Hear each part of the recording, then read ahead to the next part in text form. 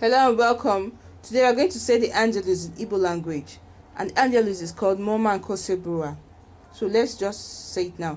Mmụọ nke Osebụrụwa gwapụtara Maria. The response. O wee tụrụ ime site na Mmụọ Nsọ. Then you say the Ekele Maria, which is the Hail Mary. Lo odibo nwanyị nke Osebụrụwa. Response. Ka o rere m ka isi kwu. Again we say the Hail Mary, which is Ekele Maria.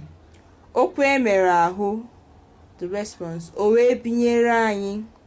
Again you say the Hail Mary, which is Ekele Maria.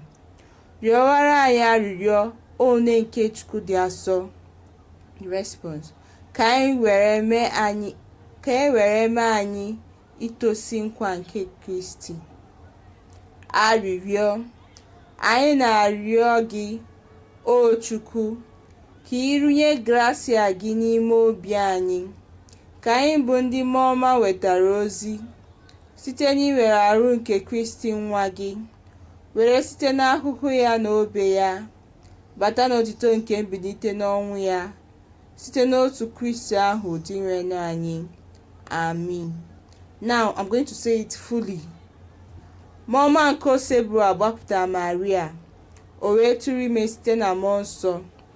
Ekene Maria ijupụta na gracia, Osebụrụwa nọnyere gị, ịdị ngọzi n'etiti ikporo niile, ọ ga-azị ngọzi nwafọ gị bụ Jesu. Maria dị asọ, nne nke Chukwu, yọbụla anyị ndị nje ayịyọ, kịta ma n'ọnwa anyị. Amen. Lee odibo nwanyị nke Osebụrụwa, ka o rere m ka isi kwu. Ekene Maria ijupụta na gracia, Osebụrụwa nọnyere gị, ịdị ngọzi n'etiti ikporo niile, ọ ga-azị ngọzi nwafọ gị bụ Jesu. Maria dị asọ, nne nke Chukwu, yọbụla anyị ndị nje ayịyọ, kịta ma n'ọnwa anyị. Amen. Okwu emere ahụ, o wee binyere anyị. Ekene Maria ijupụta na gracia, Osebụrụwa nọnyere gị, ịdị ngọzi n'etiti ikporo niile, ọ ga-azị ngọzi nwafọ gị bụ Jesu. Maria dị asọ, nne nke Chukwu, yọbụla anyị ndị nje ayịyọ, kịta ma n'ọnwa anyị. Amen.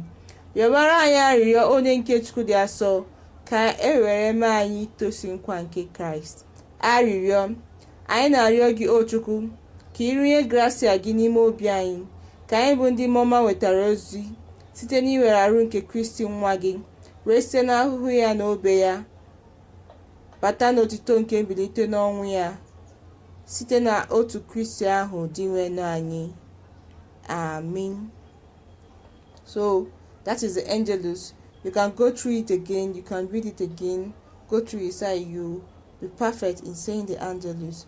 Please go through my other videos on prayers in Igbo language, and go to my other videos on how to learn the Igbo or things to learn in the Igbo language. Thank you.